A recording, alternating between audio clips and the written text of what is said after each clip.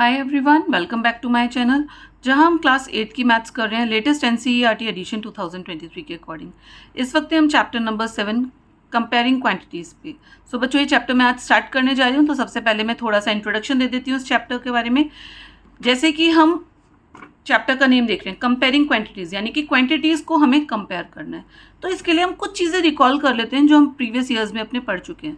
सबसे पहला जो हम चीज़ें अपनी फर्स्ट एक्सरसाइज में भी देखेंगे बच्चों, मैं वही आपको समझाना स्टार्ट करती हूँ। वो है हमारे रेशियो एंड परसेंटेज।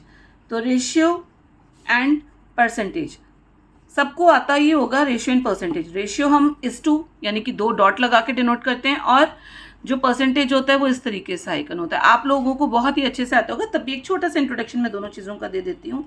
ठीक है, एक एग्जाम्पल के थ्रू हम इसे समझते हैं। सपोज एक पिज़्ज़ा मंगाया, दो फ्रेंड्स हैं, उन्होंने मिलकर एक पिज़्ज़ा ऑर्डर करा एंड वो पिज़्ज़ा 6 स्लाइसेस का पिज़्ज़ा है। ठीक है, उसके 6 पीसेस आते हैं ना, पिज़्ज़ा 4 स्लाइसेस का आता है, 6 का, 8 का, स्मॉल मीडियम लार्ज। तो उन्होंने मीडियम पिज़्ज़ा ऑर्डर करा और उसमें 6 स्लाइसेस थे। एक फ्रेंड का नाम था सुमित और दूसरे का नाम था रोहित। सुमित ने तो खा लिए भाई 4 पीस और रोहित ने खाए 2 पीसेस। ठीक है, सुमित ने 4 पीस खाए, रोहित ने 2 पीस खाए। इस तरीके से उनका पिज़्ज़ा फिनिश हो गया। तो अगर अब हमें बोलेंगे कि आप रेशियो निकालो pizza eaten by Sumit is to pizza eaten by Rohit, तो हम क्या लिखेंगे? जिसका हमको पहले पूछा होता है, लाइक अगर सुमित का नाम पहले है क्वेश्चन में तो हम सुमित का पहले रखेंगे। ठीक है, और रोहित का तो रोहित का बाद में, इक्वल्स टू 4/2। ठीक है, और क्योंकि हमसे वो पूछा है रेशियो, इसलिए सुमित इज टू रोहित मैं शॉर्ट फॉर्म में लिख रही हूँ 4:2। एंड रेशियो जब हम निकालते हैं हम इसको स्मॉलेस्ट टर्म तक लाते हैं, यानी कि ये कट जाएगा। क्या आ जाएगा? 2:1। क्योंकि सुमित का नाम पहले था कि सुमित और रोहित का रेशियो निकालना है, इसलिए हमने सुमित वाली पिज़्ज़ा की जो भी क्वांटिटी थी उसको पहले रखा एंड रोहित का बाद में। तो बच्चों, इस तरीके से तो हम निकालते हैं रेशियो। अगर रोहित इज टू सुमित बोलते तो 2:4 हम करते, पहले रोहित को लिख देते। ठीक है, अब परसेंटेज हम कैसे निकालते हैं?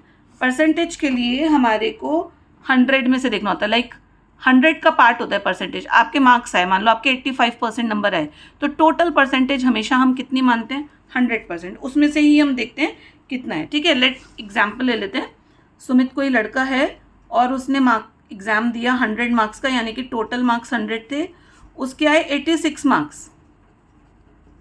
तो उसकी परसेंट कितनी आई? अब यहाँ पे तो बच्चों क्योंकि 100 में से ही निकालते हैं और 100 से ही परसेंट होती है, हमें क्लियर पता चल जाता है कि 86% है ना। लेकिन अगर सपोज उसका जो पेपर था वो था उसका 500 मार्क्स का, टोटल मार्क्स 500 थे, एंड जो उसके मार्क्स आए, मार्क्स ही गॉट, वो थे उसके 300। अब परसेंट निकालनी है तो क्या करेंगे हम? 300 जब भी हम परसेंट निकालते हैं, आपको ये चीज़ ध्यान रखनी है, इंटू 100 करते हैं अपॉन 500, यानी कि जो क्वांटिटी है वो ऊपर, टोटल नीचे, इंटू 100। ये परसेंट निकालने के लिए हम करते हैं। एंड देन फिर हम इसको सॉल्व कर देते हैं। जैसे कि 100 और 500 5 टाइम्स कट गया, देन 5 से ये कट जाएगा 60, यानी कि उसकी परसेंट कितनी आई? 60। एंड कभी भी परसेंटेज दे रखी हो और हमें उसकी वैल्यू निकालनी हो, लाइक परसेंट का साइन हटाना हो, तो अपॉन 100 हो जाता है। ठीक है, ये जो 100 है ये नीचे आ जाएगा एंड ये टर्म ऊपर चली जाएगी। तो सिर्फ परसेंट में हमें 3 चीज़ों पे ध्यान रखना है। परसेंटेज में 3 चीज़ें नॉर्मली हमारे पास होती हैं, एक टोटल, एक जो वैल्यू ऑब्टेन्ड है वो, और एक 100। इन 3 चीज़ों से चौथी चीज़ निकल जाती है, यानी कि परसेंट। और 4 चीज़ें हो गई, 1 2 3 4। अगर इन चारों में से कोई भी 3 चीज़ें दे रखी हैं तो जो भी 4th चीज़ है वो हम बड़े आराम से निकाल सकते हैं। ठीक है, इसी तरीके से अगर सपोज आपको परसेंटेज दे रखी है कि परसेंटेज आई किसी की और आपको मार्क्स निकालने हैं, तो ऐसे ही आप कर सकते हो। लाइक अगर दे रखे होते हैं कि टोटल 500 मार्क्स में से 500 मार्क्स का टोटल है और उसकी 60% आई, आप मार्क्स निकालो, तो आप ऐसे ही करते, आप मार्क्स को x मान लेते। Let marks obtained equals to x, तो x into 100 upon 500 equals to 60, क्योंकि 60% है। अब हमें x की वैल्यू निकालनी है, x को इधर रखेंगे, 60 इंटू 500 अपॉन 100। देखो मैंने कहा था ना, जब परसेंटेज का साइन हटाना होता है तो 100 अपॉन में आ जाता है, आ गया 100 अपॉन में। अब हम इसे सॉल्व कर देंगे, तो कितने आ गए? 60 into 5, 300 marks. So first exercise में सिर्फ और सिर्फ हमारा यही कुछ है, इसके अलावा और कुछ नहीं है। तो हम स्टार्ट करते हैं अपनी एक्सरसाइज 7.1। तो बच्चों 7.1 का हमारा फर्स्ट क्वेश्चन है, find the ratio of the following. यहाँ पे हमारे को कुछ टर्म्स दिए ना, हमें उनका रेशियो निकालना है। Speed of a cycle 15 kilometre per hour to the speed of the scooter 30 kilometre per hour, यानी कि हमें साइकिल की स्पीड और स्कूटर की स्पीड का रेशियो निकालना है। साइकिल की स्पीड जो है वो 15 किलोमीटर पर आवर है एंड स्कूटर की स्पीड 30 किलोमीटर पर आवर। तो बच्चों सबसे पहले हम यूनिट ज़रूर देखते हैं। देखो इसमें 15 किलोमीटर पर आवर है, यहाँ पे 30 किलोमीटर पर आवर, यानी कि दोनों की यूनिट सेम है। तो एक काम हमारा हल्का हो जाता है कि हमें यूनिट्स चेंज नहीं करनी होती। सपोज किसी पार्ट में अगर यूनिट चेंज होती है ना, होती हैं, तो हमें फिर सेम बनाना होता है उन्हें रेशियो निकालने से पहले। ठीक है, अब हम यहाँ पे सीधा लिख देंगे speed of cycle is to speed of scooter, क्योंकि हमारे को साइकिल पहले दिया था इसलिए हमने साइकिल पहले लिखा, स्पीड ऑफ स्कूटर बाद में दिया था इसलिए वो इक्वल्स टू 15:30। ठीक है, आप अपनी सहूलियत के लिए इसे ऐसे भी लिख सकते हैं, बाद में आप इसे रेशियो फॉर्म में कर सकते हैं। इसे कट कर दीजिए, 15 1 ज़ा 15, 15 2 ज़ा 30, तो कितना आ गया ये 1:2। ये इसका आंसर हो गया। बहुत सिंपल है, बस दो चीज़ों का ध्यान रखना है, यूनिट्स हमारी सेम हो एंड जो चीज़ पहले दी हो वही पहले लिखें, जो चीज़ बाद में वही बाद में। हम इसको उल्टा नहीं कर सकते हैं। ठीक है, अब आते हैं इसके सेकेंड पार्ट पे। 5 मीटर टू 10 किलोमीटर। अब यहाँ पे देखो बच्चों यूनिट चेंज है, यहाँ पे मीटर है, यहाँ पे किलोमीटर है, तो हमें यूनिट्स सेम बनानी होती हैं।